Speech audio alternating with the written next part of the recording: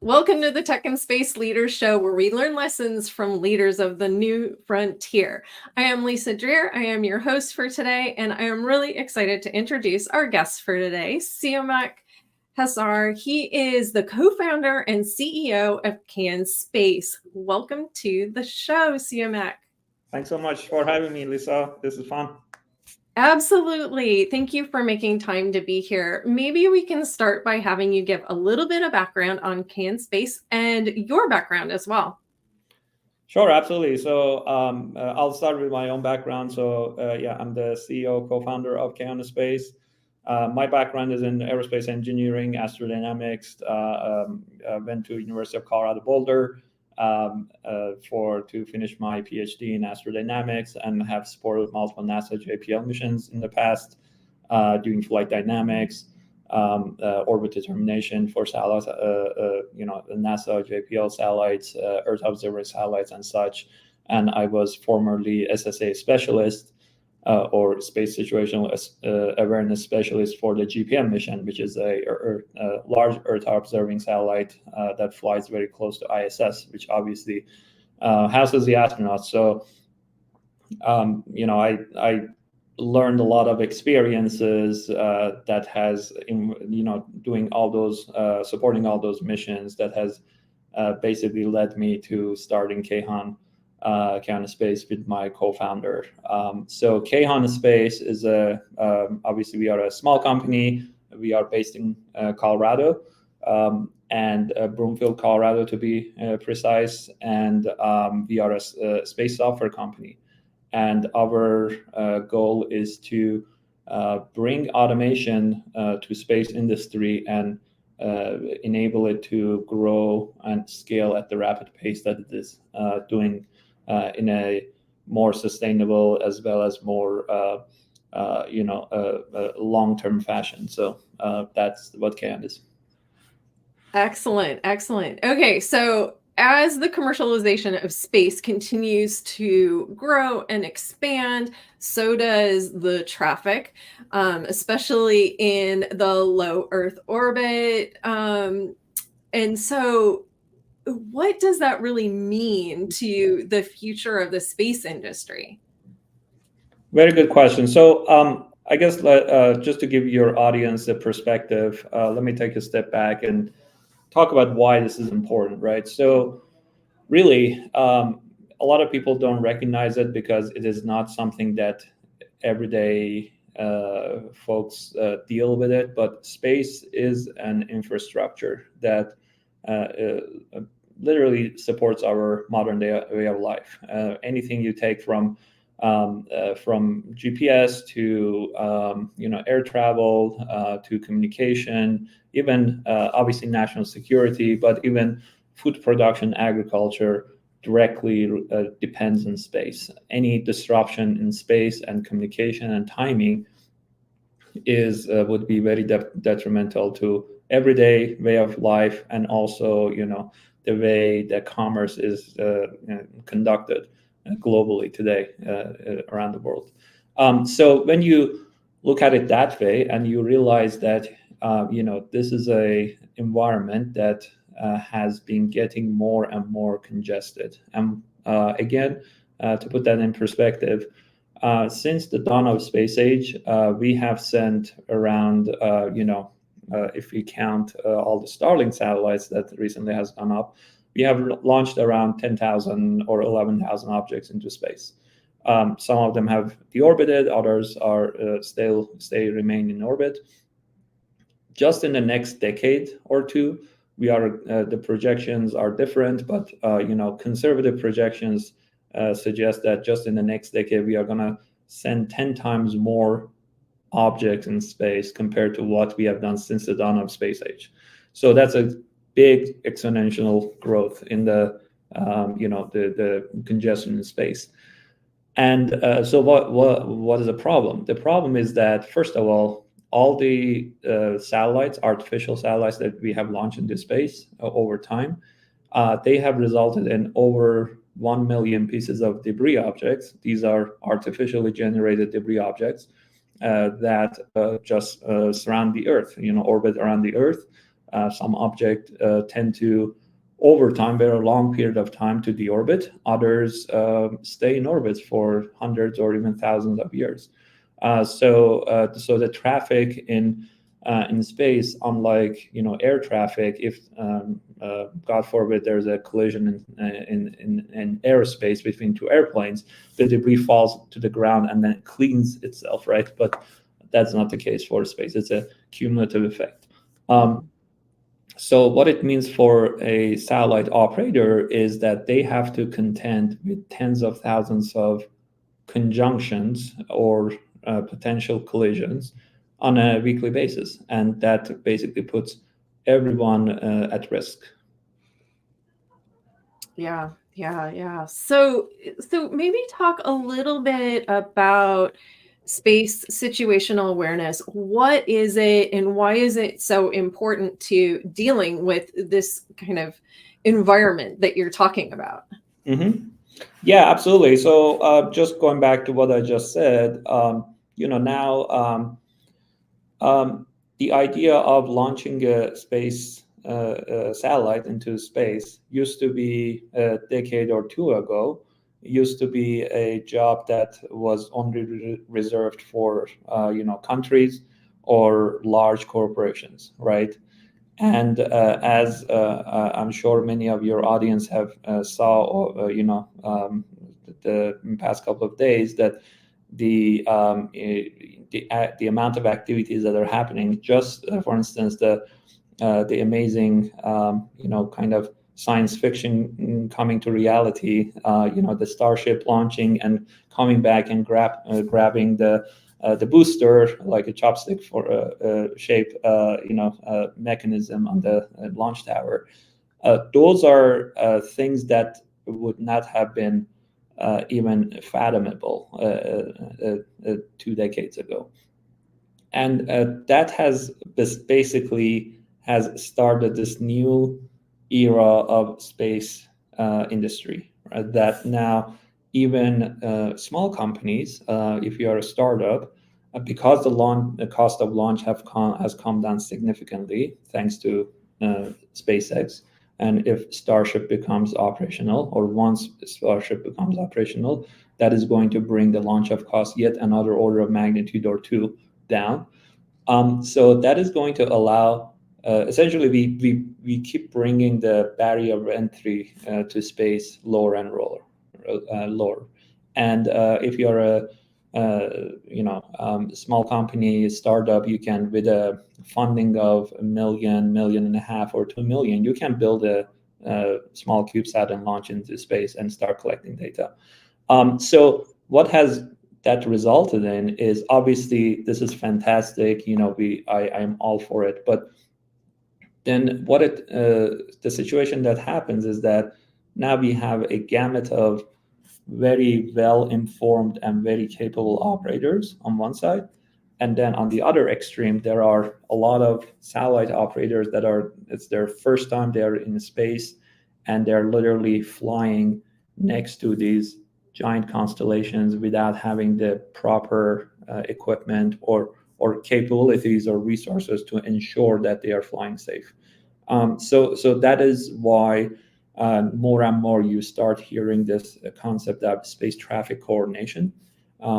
This is a relatively new concept and topic. If you go a decade ago, you would not find in papers, this idea of space traffic coordination, because there was no need for coordination.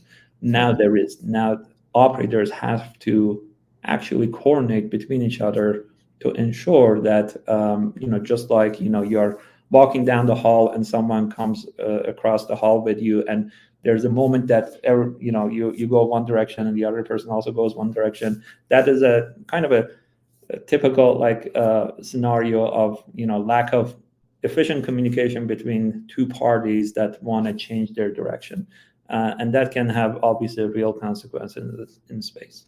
Mm-hmm. Yeah, absolutely. So what is that space situational awareness, and how does that, I guess, impact where things are going? And maybe you can talk a little bit about the key components of a space safety program. Absolutely. So over time, this idea of space situational awareness has evolved quite a bit, and now in mainly in the DoD and military forums, people refer to it more as a space domain awareness rather than situational awareness. But really, the idea is obviously for you as an operator that you are in space and you are traveling in space, or your assets is in orbit traveling in space, you have awareness of your environment and who is doing what, more for the national security reasons, but also for the safety reasons, and also what are the debris population around you that you need to maneuver out of the way, right? So when it comes to components of kind of space situational awareness and more focused on the space flight safety, there really, I would say there are three key components. One is technical capability, technology. The other one is regulatory, and the other one is honestly a lot of we see it a lot in the work that we do, and it is not very well widely discussed, and that's a kind of cultural aspect of satellite operators, and I'll explain why. So when it comes to technology, we have made a lot of technological advancements over the past few years in terms of trying to see more and more objects. So in the onset, I mentioned there are close to over 1 million pieces of debris object that we have generated. These are artificially generated debris objects. Out of those, obviously that's an estimated number, right? Out of those, we are only able to see and constantly track on the order of 30,000 of them, because a lot of them are much smaller. So we are right now, with the technology that we have, we are able to track and maintain custody of objects kind of greater than 5-10 centimeters in diameter in lower Earth orbit, which is around a few hundred kilometers up to a few thousand kilometers above the Earth. Now, obviously, there is a big gap, what is called lethal untrackable objects. It's basically objects that are few centimeters across, but something between like half a 5 millimeters to half a centimeter to a few centimeters across. Those are the objects that we are not able to track today, and they can actually cause a real damage to a spacecraft. And again, just for your audience to know, when we talk about satellites in orbit, I have had some interactions that people think satellites are just peacefully floating in space, and that is cannot be far from the truth. This orbital speed in LEO, lower Earth orbit, is 17,500 miles an hour. So that is almost 15 times the speed of an average bullet. Those are the energies we are talking about. So even small piece of the object at that speed can cause real damage. Now, so that is one aspect, being able to track more and more objects. And then there are other technological advancements that companies like us are doing, is bringing automation, right? So because the scale of the problem has become so large that humans can no longer be in the loop, in the critical path of decision making. Now we have to rely almost on automated algorithms to be able to make decisions.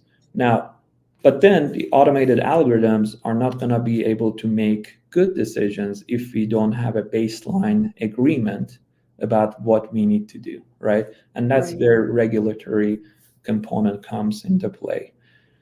That is a very difficult topic to basically resolve, and the reason is that space is unlike any other domain that we have ever operated in.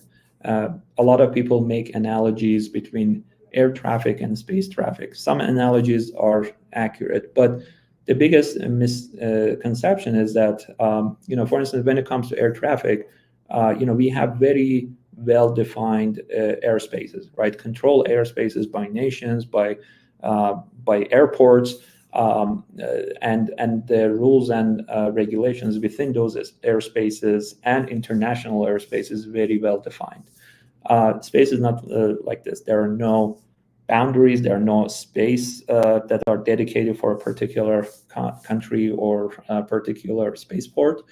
So we have a situation that obviously all nations have, majority of the nations have assets in orbit, and they are whizzing by each other. And then we have a situation that we have commercial satellites right next to military satellites that are operating in the same environment. So in order to come with a consensus globally that this is the regulation, just like air traffic regulations by the FAA and others that that dictates how pilots as they approach particular airport, how they are going to conduct and fly so that they don't cause risk to other airplanes, which, by the way, if you go back to the history, at the early days of air travel, there were several mid-air collisions around the country, around the US, that actually catalyzed the idea of starting this federal aviation regulations that suddenly we have going on now. And then the other so that is the historical context. Now there's an issue here that obviously all the countries are not always aligned, right, in their interest.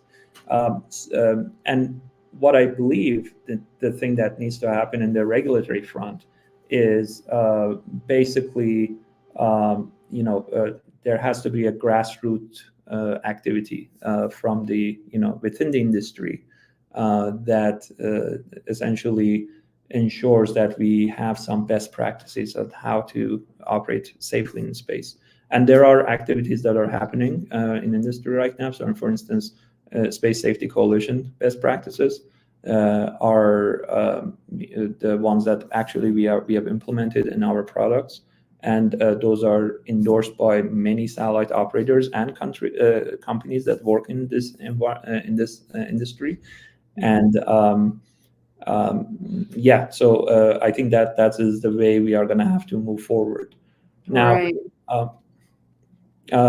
So, and then the last piece is obviously the cultural aspect, and that is where we as satellite operators, like I said, there are operators that don't have a lot of capabilities and experience flying safely. That is where, in my opinion, the majority of the work can be done to ensure that operators, when they go to space, they make sure they know how to fly safely.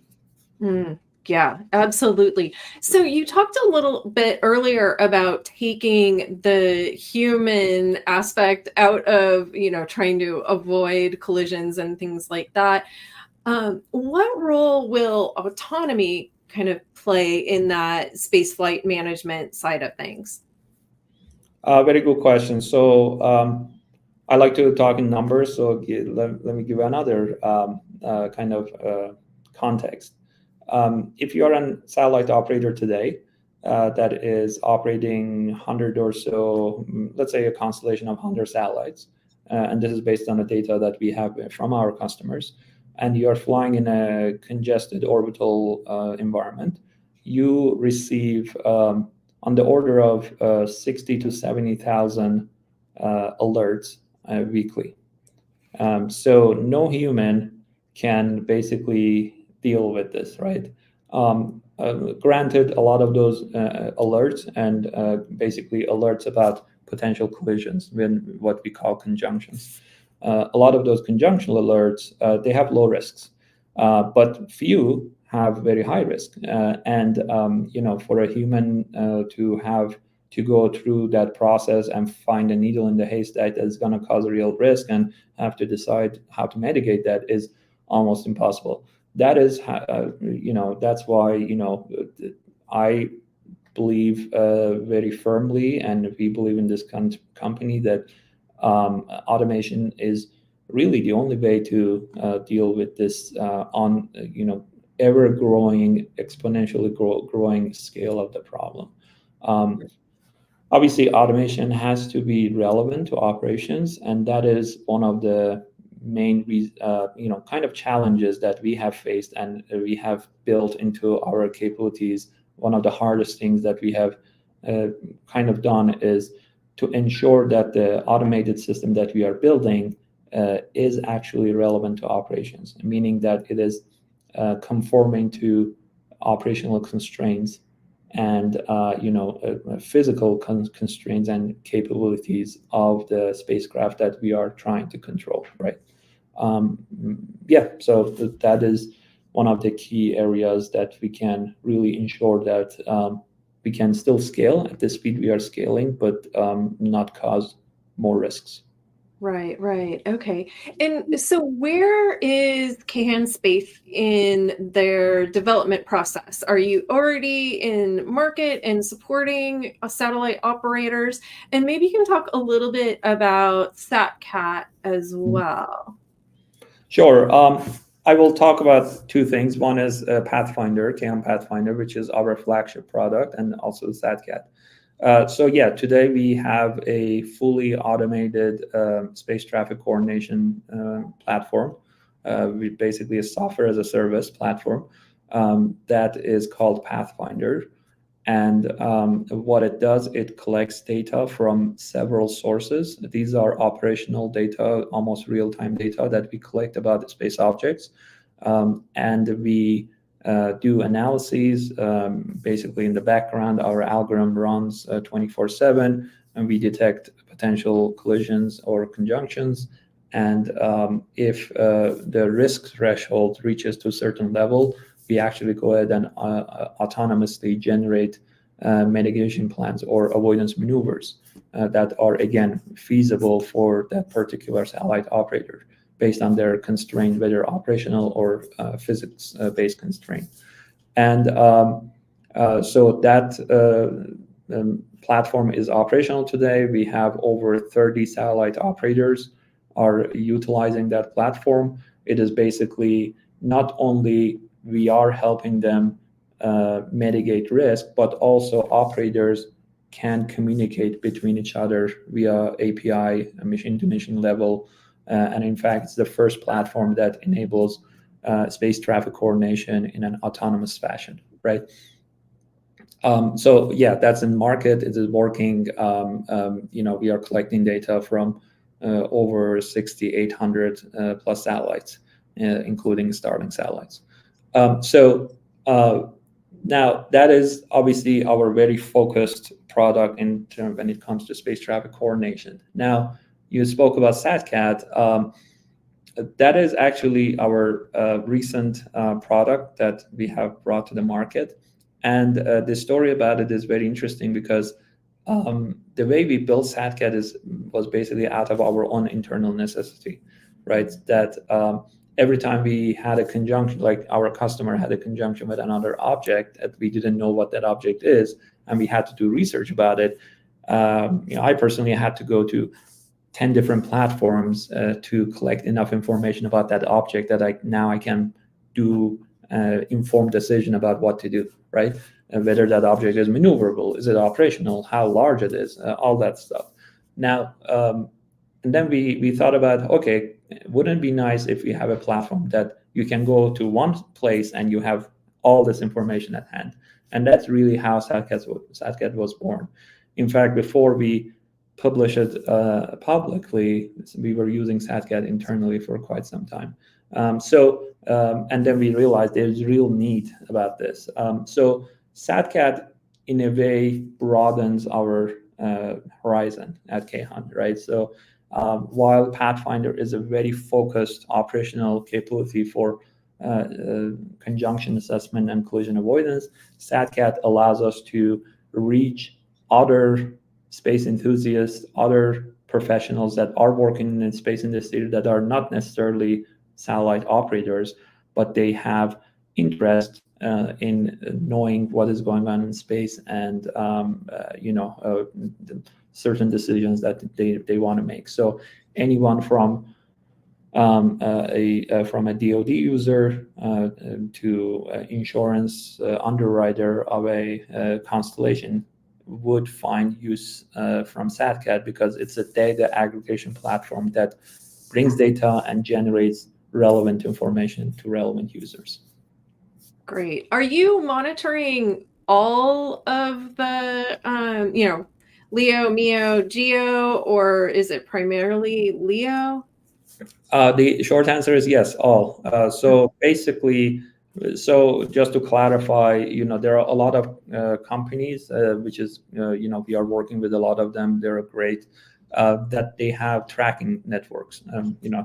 One of the most well-known ones is Leo Labs, that they have their own. It's a commercial company and based in California, and they are doing fantastic job in terms of tracking objects with radars. So we are a software company, right? So we don't have our own tracking systems. So, you can kind of think of Kayhan in a downstream of those data providers. So as a result, yes, we collect data we collect and aggregate data from commercial data providers, from the US DoD's Space Surveillance Network, which has the largest catalog of LEO, MEO, and GEO objects, as well as our own customers, GPS-based data of their own, trajectories and their predictions, their maneuver plans.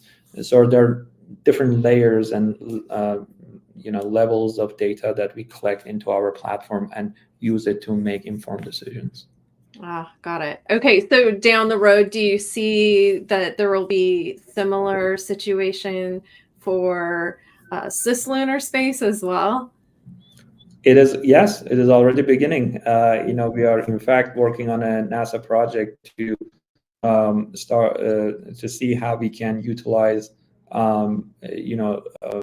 data that are kind of passive data sources in cislunar space to be able to do autonomous navigation of a spacecraft in cislunar space. I would say when it comes to cislunar space traffic, we are kind of in the early days of space journey for for the Earth environment. But very quickly we are going to see similar issues popping up when it comes to cislunar space, and the challenge there is going to be different, but also similar. Different in a way that similar in a way that you're going to have the same challenges in terms of potential congestion, potential space situational awareness, or the space domain awareness for understanding who is there, who is doing what. But also different because now, because of the sheer vastness of cislunar space compared to, let's say, Earth orbit environment, LEO, now you're going to need new ideas in terms of be able to collecting data that are relevant to you, like new sensors, new methods,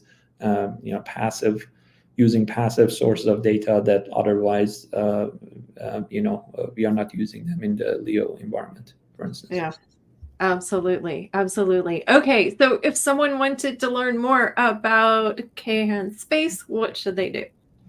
I would encourage them to go to our website, www.kayhan.space.